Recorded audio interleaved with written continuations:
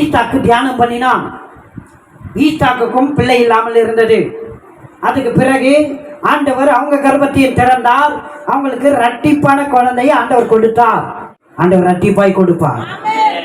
நம்புறீங்களா? இந்த வருஷம் என்ன ஆசீர்வாதம்? எங்க பார்த்து இருக்கிறதே மைனஸ்ல போயிட்டு இருக்கனே, ஜீரோல இருக்கேன், கடன்ல இருக்கேன், டீவ்ல இருக்கேன், இன்ஸ்டால்மெண்ட்ல இருக்கேன். அப்படிதான் இருக்கும். ஆனா கர்த்தருடைய வார்த்தை சொல்றதை நம்புங்க. எத்தனை பேர் நம்ப போறீங்க? இரட்டிப்பான ஆசீர்வாதத்தை நீங்க உங்க வாழ்க்கையில இந்த வருடம் பார்ப்பீங்க. இந்த வருடம் பார்ப்பீங்க.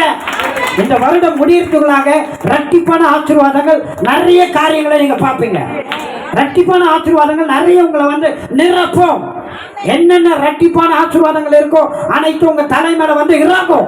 உங்க வாழ்க்கையில இறங்கும், உங்க குடும்பத்துல இறங்கும், உங்க வேலையில இறங்கும், உங்க சந்ததியில இறங்கும், உங்க பிள்ளைகள் மேல இறங்கும்.